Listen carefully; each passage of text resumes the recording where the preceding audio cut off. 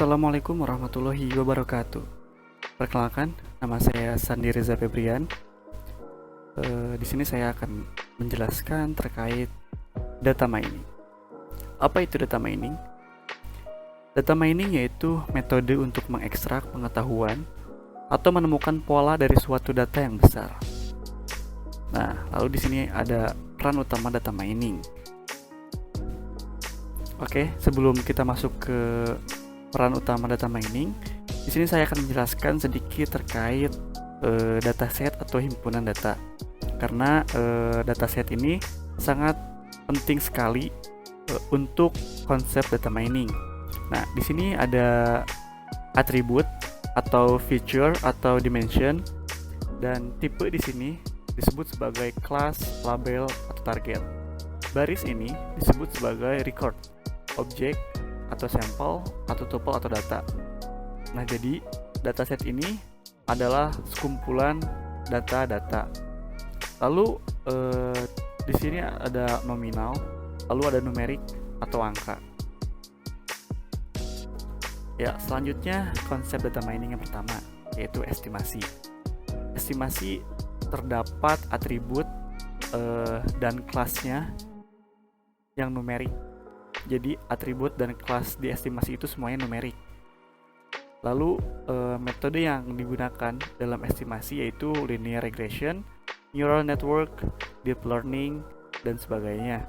Lalu evaluasi yang ada di estimasi itu yaitu error, root, mean square, dan seterusnya.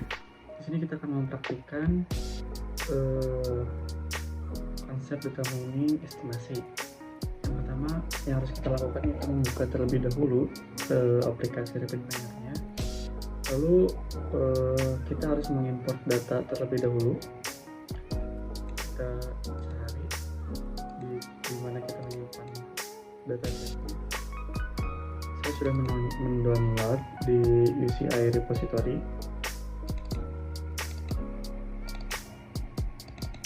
Ya, di sini. Yang pertama itu yaitu ada konsep data mining estimasi dengan dataset heart failure clinical record. Ya, ini tinggal next saja. Lalu di sini adalah bagian yang penting juga untuk diperhatikan. Nah, saya di sini menggunakan date sebagai labelnya. Kalau sudah dicek ulang, kita next saja. Oke, finish. Ini data yang sudah kita import ke RapidMiner.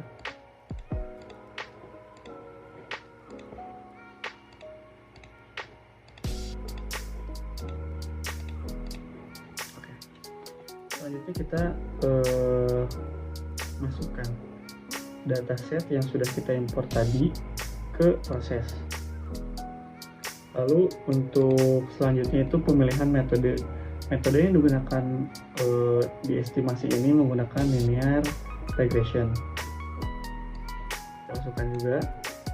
Lalu kita sambungkan dari dataset ke modelnya.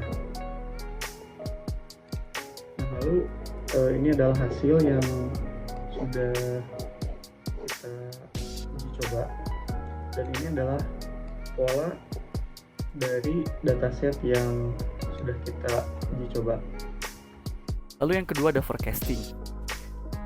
Forecasting itu terdapat atribut waktu atau time series. Jadi di dalam atributnya itu terdapat waktu seperti tanggal, jam. Lalu metode yang digunakan dalam forecasting sama seperti yang ada di estimasi, dan evaluasinya pun sama seperti yang ada di estimasi. Sama seperti sebelumnya, yaitu estimasi. Di sini kita mengimport data untuk dataset yang digunakan untuk konsep data mining forecasting. Kita cari filenya.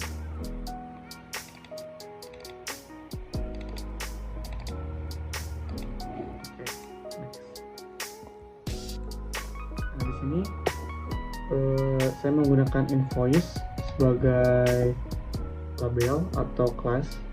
Kelas di sini yaitu untuk atribut targetnya ya.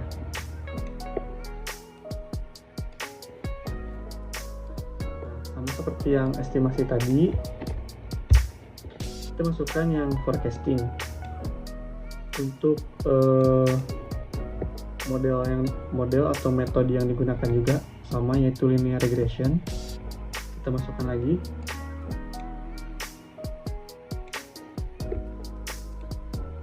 Dan ini adalah pola yang sudah diuji dari dataset yang tadi. Selanjutnya yaitu klasifikasi. Di klasifikasi terdapat kelas dan labelnya itu nominal. Jadi bukan angka tetapi nominal yang ada pada kelas atau labelnya. Dan metode yang digunakan biasanya itu decision tree, atau bisa juga menggunakan naive Bayes, k-nearest neighbor, linear discriminant analysis, logistic regression, dan sebagainya. Dan evaluasinya itu terdapat confusion metric, akurasi, dan area under curve. Kita akan mengimport data untuk metode klasifikasi.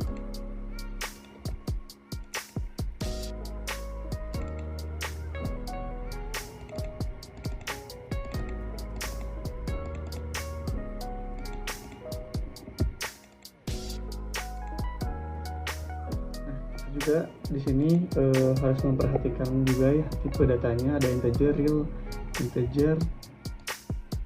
Nah, untuk pilihan seperti ini karena cuma ada dua, kita pilih saja yang binominal. Dan role-nya kita ganti sebagai label. Lalu kita naik saja.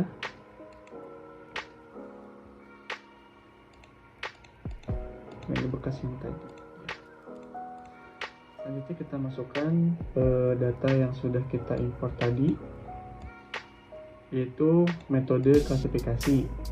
Nah, operator yang kita gunakan untuk metode klasifikasi ini yaitu decision tree. Kita cari saja decision tree atau tree. Nah, ini ada.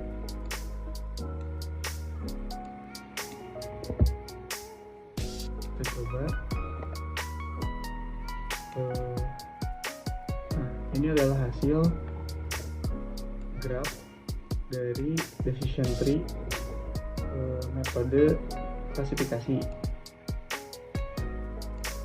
Nah, ini untuk deskripsinya. Ini adalah pola yang terbentuk dari dataset klasifikasi yang tadi. Nah, lalu ada clustering. Dalam clustering terdapat dataset yang tanpa memiliki kelas atau label. Dan seperti sebelumnya itu mereka memiliki kelas dan label, sedangkan clustering di sini tidak memiliki kelas atau label. Dan metode yang digunakan dalam clustering ini ada k-means, k-medoids, self-organizing map, fuzzy c-means.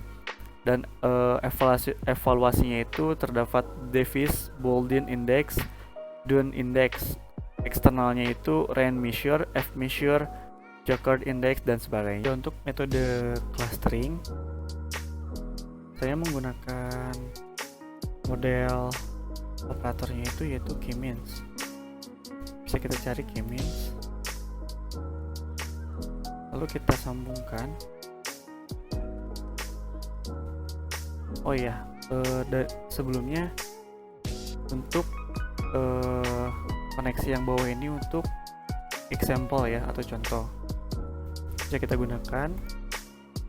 Nah, ini untuk example-nya.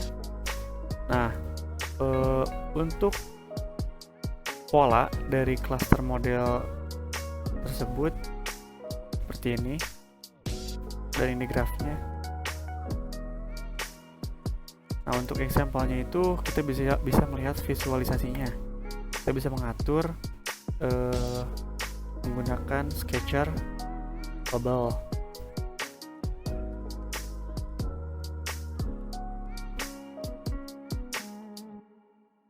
ini bisa diatur-atur sesuai apa yang kalian inginkan gitu ya untuk visualisasinya. Lalu yang terakhir ada asosiasi. Asosiasi ini terdapat adanya keterhubungan antar atribut. Adanya metode dalam asosiasi itu terdapat FP Group, A priori, coefficient of correlation, C square. Dan evaluasinya itu terdapat lift cards, lift ratio, dan precision and recall F measure. Untuk dataset asosiasi ini saya menggunakan dataset dari heating oil. Nah, untuk metode yang saya gunakan itu menggunakan correlation matrix. Nah, karena saya ingin mengetahui dari example-nya juga, maka saya menghubungkan example dan untuk metodenya di sini correlation matrix-nya. Lalu kita run. Nah, ini adalah hasil dari correlation matrix atau pola dari correlation matrix, dan dari visualisasi juga bisa kita lihat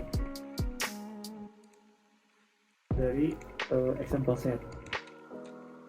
Ini merupakan visualisasi dari dataset heating oil. Bisa kita ubah sesuai dengan yang kita butuhkan. Ya, bisa kita lihat ini sesuai apa yang kita butuhkan. Bisa kita lihat bisa kita sesuaikan dengan apa yang kita butuhkan.